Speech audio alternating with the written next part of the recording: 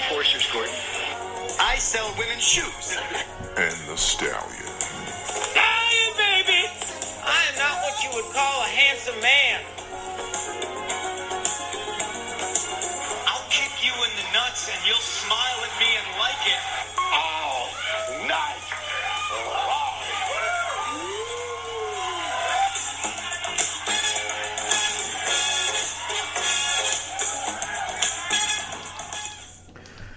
And welcome back to another week of the All Night Long Wrestling Podcast. We are your hosts. He is the Stallion. I am the Enforcer. And we are back with a big week in the world of professional wrestling. I want to apologize ahead of time as I have a slight toothache, so I might have a lisp. I hope that doesn't hinder anything. It's not contagious, is it? I don't know. I'm gonna be upset if I wake up with a toothache tomorrow. I just want to let you know that. If you wake up with a toothache from my toothache, Yeah. I don't think it's like tuberculosis or anything, right? Is that contagious? I think isn't that Black Death? What was that? The plague? Bubonic plague? Which one? I don't think is that Is TB. that TB? Yeah. Which one is the one that people got because a bunch of millennial hipsters think it's okay to not give their kids shots? Which one was that? You know what? I don't even want to throw anything out there. I'm just gonna let that go.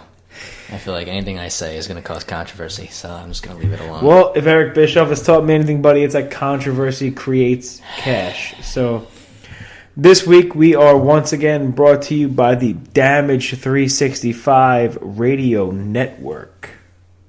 This is Lanny Poffo, formerly the genius full of glory and renown. You are listening to Damage 365 Radio. And you guys listen to us. There's so many different ways to listen to the All Night Long Wrestling Podcast. And I'm not a guy that's going to come out here and brag. Are you a guy that's going to brag? I have nothing to brag about. So Nor do I. But actually, no, we do have something to brag about because it seems like every week our listeners grow. I don't know why. I don't know what people find interesting about me, period. But each week we seem to be getting more and more ingrained listeners. So I would like to thank the All Night Long Wrestling Podcast faithful. See, it's faithful. There we go. We're good.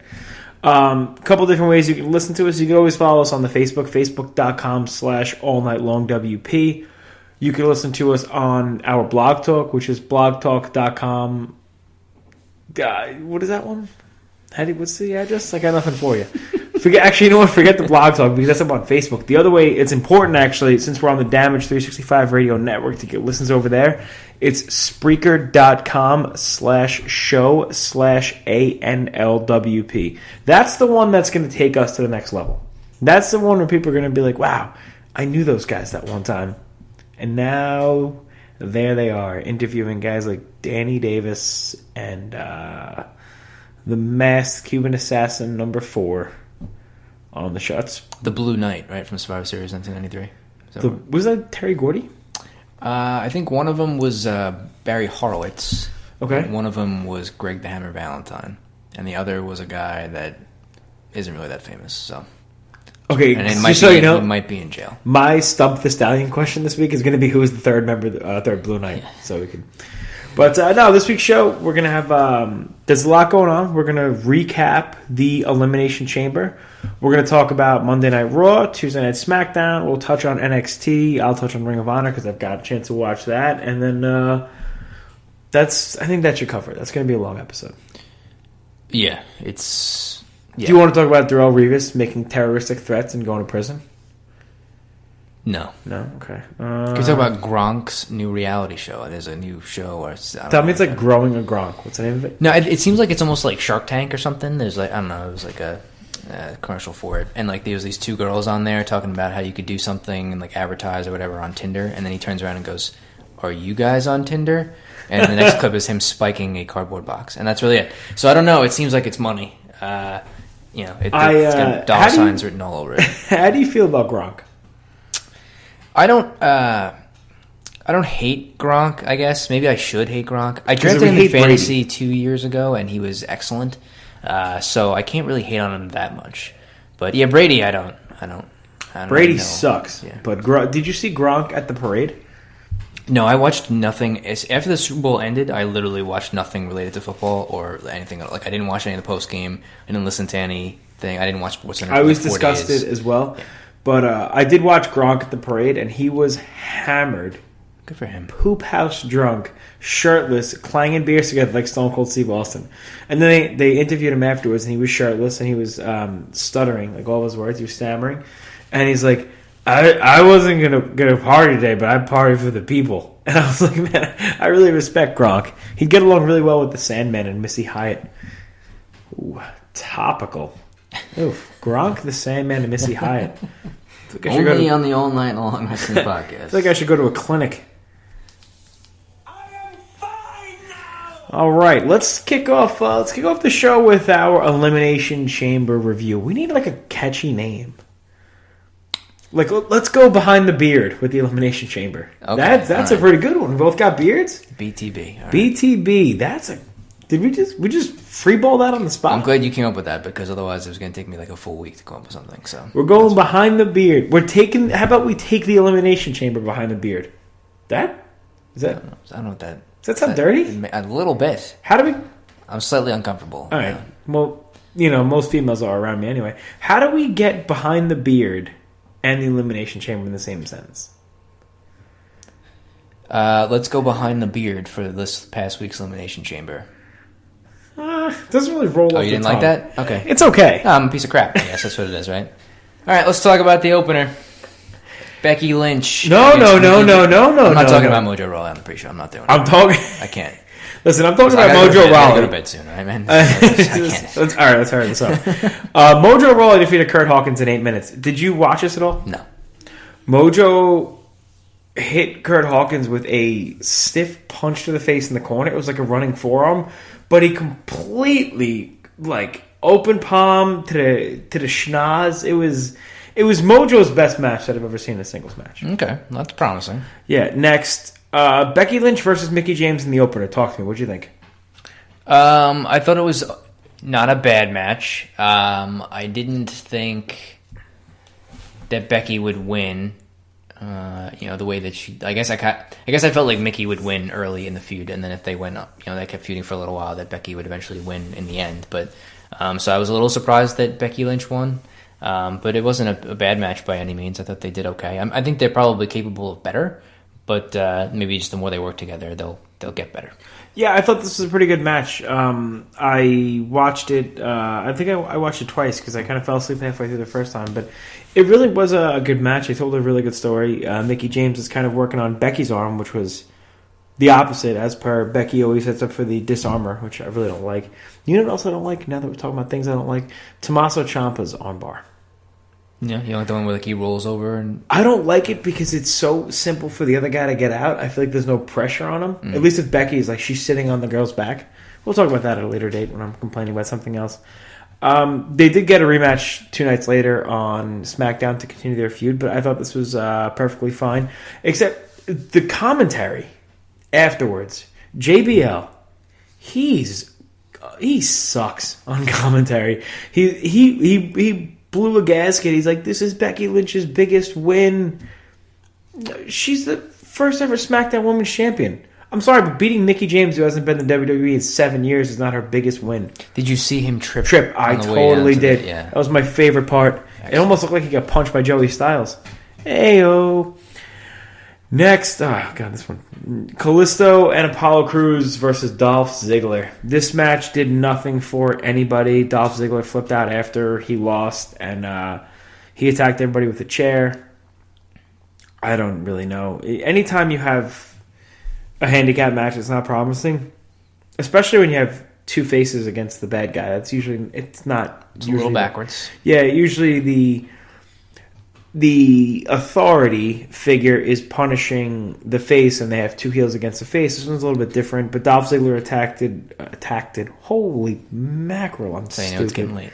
Yeah, Dolph Ziggler attacked Kalisto before the bell, and it was pretty much him versus Apollo Crews. So Kalisto made the save. It was fine for what it was, but I don't think it did anything for either guy. Yeah, I don't know what their intent is on this feud, as for each of these guys. Whatever direction they're going and trying to get them over. But the idea really is Ziggler turned heel like about a month or so ago, and he's trying to work a program with these guys as babyfaces. So obviously it's a little bit backwards in the booking, right? The babyfaces outnumbered the heel, and then They should win. they did, yeah. So they won after with about 8 minutes, and then Ziggler then attacked them with chairs afterwards and laid them out, and the crowd was going crazy for it, right? Thank you, Ziggler, like all this type of stuff. Yep. So it's like, who is it really helping? Like he's a heel that's getting cheered, and the baby faces are basically, the fans are basically telling you they don't want to see these guys anymore because they're just like, well, thanks for beating the crap out of him, and I don't want to see him on TV. So it's really not really, And it's the booking. It's not their fault either. It's the booking behind it. yeah. That's what I yeah. mean. It's that. So that's a little confusing, but yep, I thought it was hot garbage. So Hot garbage. hot garbage, Speaking of hot garbage, then I don't want to say hot garbage, but it was close. lukewarm garbage. Microwave bowl toaster shaking garbage. Okay. American Alpha, the Usos, Heath Slater and Rhino, Febreze, the Ascension, and the Vaudevillains in a tag team turmoil match. What's so funny? Febreze, Breezango, bro. Oh, I've been calling it Febreze. I'm going to keep calling it Febreze. Or the fashion police, the village people. I don't care what you call them. American Alpha, there's a strong disconnect with American Alpha and the crowd. And it could be because every week they turn into more of the Steiner brothers. I'm so sick and tired of the American Steiner Alpha brothers. I like their wrestling capability. I think Chad Gable plays like the Ricky Morton role very well. They're a really good tag team, but there's I don't know, it's because they can't really talk, but they're not. There's no heat for them, in any of their matches. You saw that even more on SmackDown, 2 nights later. But I would say in this match, the Ascension and Rhino were so much more over than American Alpha was. I was really hoping for a title change. You the Ascension was more over than American Alpha? Towards the end, yeah. No, I didn't really catch on to that. You think so? No. Oh, maybe no. I'm sorry. I'm getting that confused with SmackDown. Maybe. Because SmackDown, they had SmackDown was the Ascension versus American Alpha, and the crowd was very pro Ascension. And when American Alpha, when they won, there's just something missing. I do like the Usos. They have that whole Jey Uso got big. Am I the only one to notice that? He did get big. He did get a lot bigger, right? Yes. Or Jimmy? I don't know. I don't know which one. One of them is bigger than he used to Uso A is far bigger than he used to be, and it seems like they're going to be heading into that Usos and American Alpha deal. But It's been going on for quite some time. the Usos were gone for they'll be on TV for 3 months, leave for 6 months because of an injury. One of them gets hurt, right? Yeah, but we saw that already. They have to build more stars, and they're not really doing that with this tag team division. Yeah, I think the other thing about American Alpha, you mentioned a little before, they don't really get the opportunity to talk very much, I don't think, anymore. When they were in NXT, it seemed like anytime they had a match, on TV, on the weekly show, they would get, a backstage promo or something where they could talk, and show a little bit of the personality, especially that's where Gable kind of started to get over Ready with his stuff. Willing and Gable. Yeah. But here, I feel like it's very inconsistent. They don't get to do a lot of backstage promos, and when they do, it's usually something short or goofy, and it doesn't really give them that opportunity to try to, to connect with the audience. So it's almost like they just brought them up and they expected everybody to know who they were and start cheering them immediately. And some people did, but if you don't build off of that and give them some sort of characters and story arc, then why are people going to get invested? Yeah, you can give them the title, but if you're not going to give them, like you said, a platform to talk about it, it's really yeah. What did you think about the match itself? It was okay, right? It was okay. Yeah. I mean, those tag team turmoil matches are tough because a lot of the matches are short. They just keep going one right after the other. So it's in essence, it's a gauntlet match. Yeah, yeah. So Natalya versus Nikki went to a double count, no contest. I actually really like this match. I think this is the sharpest I've seen Nikki and Natalya in a match, maybe ever. They have their whole natties, knocking Nikki for being Mrs. John Cena, getting all these opportunities she's not getting. So I could see the double count-out finish